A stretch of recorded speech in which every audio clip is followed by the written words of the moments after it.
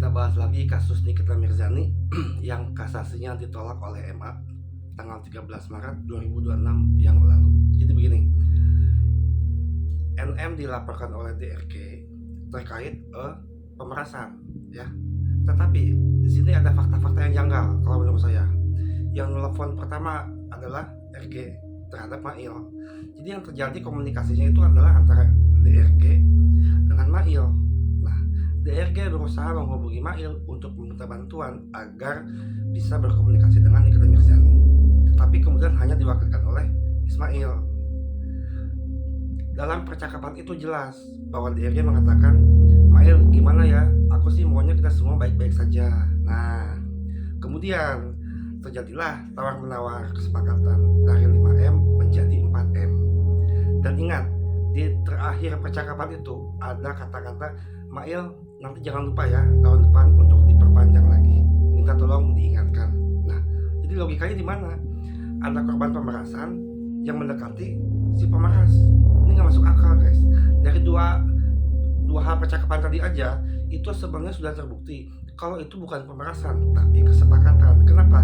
Karena waktu di sidang umum di Pengadilan Negeri Jakarta Selatan itu ada beberapa saksi ahli yang didatangkan untuk membela Nikita Mirzani. Saksi ahli mengatakan bahwa dalam percakapan itu sama sekali tidak ada ancaman, tidak ada dalam bentuk ancaman yang bisa membuat kredibilitas DRG itu rusak. Oke, nah kemudian tetapi hakim dan jaksa mengabaikan apa yang ada dua hal penting tadi dalam percakapan tersebut. Itu, guys. Yang paling menarik adalah ketika di akhir percakapan tadi, benar nggak, Mail, tolong ingatkan ya tahun depan untuk diperpanjang. Nah, itu berarti kan sudah ada kesepakatan untuk memberi 4M, kesepakatan untuk memperpanjang tahun depan.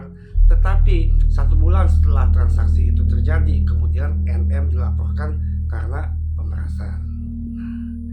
Padahal fakta persidangan, DRG mengatakan bahwa itu adalah kesepakatan walaupun ada tekanan. Dia bilang begitu di persidangan. Kejanggalan lain, banding ditolak, naik jadi 6 tahun. Kemudian kasasi pun ditolak. Berkas kasasi itu didistribusikan tanggal 12 Maret. Kemudian dibacakan tanggal 13. Apakah mungkin berkas-berkas setebal itu yang jumlahnya ratusan bisa dipelajari dalam 1 malam? Karena untuk mempelajari kasasi ini, Hakim MA harus membaca ulang dan mempelajari berkas putusan sidang umum di Pengadilan Negeri Jakarta Selatan, kemudian hasil banding, kemudian hasil kasasi. Minimalnya ada 3 berkas yang harus dipelajari oleh Hakim Mahkamah Agung, tetapi bisa secepat kilat. Itu kejanggalan di situ. Kemudian sebagai pendukung garis keras Nikita Mirzani, saya selalu akan berbicara mengenai kasus ini karena banyak kejanggalan. Nikita Mirzani buat saya adalah dikriminalisasi karena dalam persidangan pun ada perubahan pasal, ya.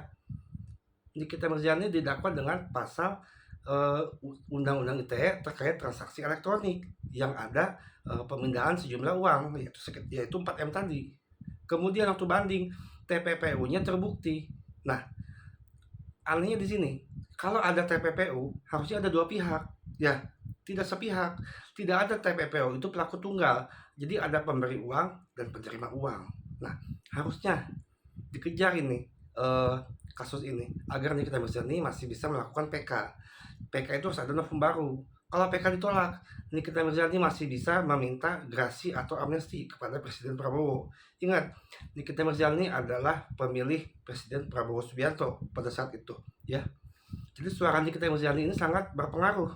Jika Nikita Mirzani pilih Prabowo, pasti fans-fansnya akan tergiring untuk ikut memilih siapa calon presiden pada saat itu yang akan dipilih oleh Nikita Mirzani. Itu, guys. Jadi jangan berhentilah untuk mensupport Nikita Mirzani, keluarganya, anak-anaknya, adiknya, ya. Manfaatkanlah followers Nikita Mirzani, followers adiknya Lintang, followers anaknya Loli untuk mengadakan petisi. Petisi ini ditujukan untuk presiden, Justice for Nikita.